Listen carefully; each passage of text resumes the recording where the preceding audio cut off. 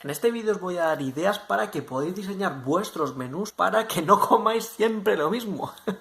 Seguramente muchos estéis cansados ya de no tener ideas de qué cocinar cada día, de joder, siempre estoy comiendo estas mismas cosas, qué puedo hacer para variar un poquito. Esas son preguntas que aquí en casa teníamos hace unos cuantos años. ¿Y qué hice para solucionarlo? Pues lo que vamos a hacer en este vídeo, que es usar un par de tablitas para poner todos los ingredientes que soléis utilizar en vuestra alimentación y simplemente estructurarlos para diseñar menús que son realistas y de esa manera no complicarse mucho la vida pensando, ¿qué tengo que hacer ahora para comer? ¿Qué toca mañana para comer? Sino que simplemente a la hora de elegir menú, tú ves lo que pone en la tabla que hiciste tú mismo y simplemente lo que toca lo haces. ¿Qué detallitos hay que tener en cuenta antes de que empecemos a hacer las tablas de los diferentes menús? Lo primero es que estas tablas están pensadas para que cuando la hagáis os ayude sobre todo con la comida principal y a la hora de elegir menús que tengáis que hacer normalmente entre semana. Lo que quiere decir que son tablas que no tienen por qué ser estrictas, sino que si un día estáis más creativos y queréis aquí poneros en modo cocinita y tiraros 3 horas en la cocina para hacer una comida súper espectacular, pues lo podéis meter perfectamente, pero simplemente cuando no tengáis ideas de qué comer, miráis la tabla y lo que toca es lo que cocináis y ya está, es así de simple. Por otro lado, como estas tablas de menús va a ser sobre todo pensado en estos días a día, no para comidas especiales espectaculares, os recomiendo que los ingredientes que vayáis a poner en las diferentes tablas sean ingredientes que sea muy probable que vayáis a tener en casa. O sea, de nada sirve que pongas aquí unos menús espectaculares. Imaginaos, conejo con cuscús, y justo cuando toca el día de conejo con cuscús no tienes ni el conejo ni tienes los cuscús. Entonces simplemente a la hora de diseñar los diferentes menús os recomiendo que uséis ingredientes base que vayáis a tener. Por ejemplo, en vez de poner lomo de cerdo, aguja de cerdo, cosas así, pues simplemente cerdo, y el día que toque cerdo ahí es cuando eliges si va a ser una parte del cerdo u otra. O en vez de poner pechuga de pollo, muslitos de pollo, patas de pollo o lo que os dé la gana, pues simplemente cuando toque pollo pues tú miras lo que tienes en la despensa y ya está, porque si no los menús que vayáis a hacer van a ser súper frágiles. Igual con el pescado, no de poner pescado emperador o atún rojo, sino que simplemente aquí os recomiendo que pongáis pescado, y si queréis matizar más aún podéis poner pescado azul y pescado blanco y así diferenciéis. Y por otro lado, yo aquí no os voy a decir las proporciones que tenéis que comer porque eso dependerá de vuestra alimentación y cómo vayáis a personalizar vuestra dieta. Yo simplemente os estoy dando algunas ideas para que según lo que os gusta comer, que os podáis organizar estos menús para facilitaros el día a día. Y por otro, que me voy a centrar en una comida principal al día, pero perfectamente podéis diseñar 2 o 3, solo que yo, por ejemplo, en casa tenemos el menú principal del día que viene a ser al mediodía y luego el de por la noche simplemente tiene que ser con ingredientes diferentes a lo que fue el mediodía y ya está, sin complicarse tanto la vida. Y yo, por ejemplo, ahí suelo repetir más, pero el principal del día lo suelo variar. Si queréis hacer más de un menú al día, eso ya es cosa vuestra. Yo os voy a dar el ejemplo con uno y ya os complicáis la vida todo lo que queráis, incluso que si poner meriendas y todo eso. Yo aquí voy a decir la comida principal. ¿Por qué paso vamos a empezar? Como sabéis, los macronutrientes son las proteínas, los hidratos de carbono y las grasas. Y en este caso quiero que os pongáis con una tablita, os voy a poner ejemplos en pantalla y hagamos una lista con las fuentes predominantes de proteína, otra con las fuentes predominantes de hidratos de carbono, y en el caso de las grasas no lo suelo hacer porque en casa lo cocinamos todo con aceite de oliva virgen extra y como en las cenas muchos días suelo comer pescado, pues ahí estimo que más o menos las grasas buenas ya están incluidas en la dieta con esas dos cosas. Pero si queréis incluir otra tabla con fuentes de grasas, adelante. Yo aquí os estoy dando simplemente ideas para que os hagáis vuestros menús. Si empezamos por las fuentes predominantes de proteínas, porque una vez tengáis los ingredientes vamos a diseñar rotaciones de menú para que comáis siempre cosas diferentes. Entonces aquí tengo diferentes categorías y el ejemplo que tenéis es el de carnes, el de pescado, el de aves, el de huevos y lácteos, y luego si sois vegetarianos o veganos, pues ahí os he puesto otro ejemplo que aquí por ejemplo podéis poner lo que es las legumbres como fuente predominante de proteína. Entonces si sois por ejemplo vegetarianos, en esta de fuente predominante de proteína podéis alternar entre huevos, lácteos y legumbres, o incluso pescado, y si sois veganos pues solo legumbres, ya dependerá de cómo os lo apañéis, ¿vale? Aquí os estoy dando un ejemplo. Esta tabla de fuentes predominantes de proteínas se puede hacer más amplia para hacer más rotaciones, sí. Por ejemplo, el de carnes, podéis incluso poner más categorías de carnes rojas, que ahí incluiríamos lo que es el vacuno o lo que es la carne de cerdo, y ahí podríais tener 2 categorías. O por ejemplo en el de pescado también podríais separar en pescado azul y pescado blanco, como ya os comenté. Entonces ahí tenéis el ejemplo en pantalla por si os es de ayuda, y más o menos como veis tenemos diferentes ingredientes que es sencillo que podáis tener en casa a la hora de decidir estas fuentes predominantes de proteínas. Ahí con un ejemplo de una rotación de una semana usando estas tablas que os he mostrado, tenemos el ejemplo que os he puesto debajo de la otra tabla, que podemos ver que simplemente sabiendo qué ingredientes tenemos ya tenemos la rotación. El lunes cerdo, el martes pescado azul, el miércoles pollo, el jueves huevos, el viernes vacuno que puede ser ternera, el sábado pescado blanco y el domingo pavo. Y allí tenemos esa rotación con los ingredientes que hemos visto antes, que simplemente es coger las columnas y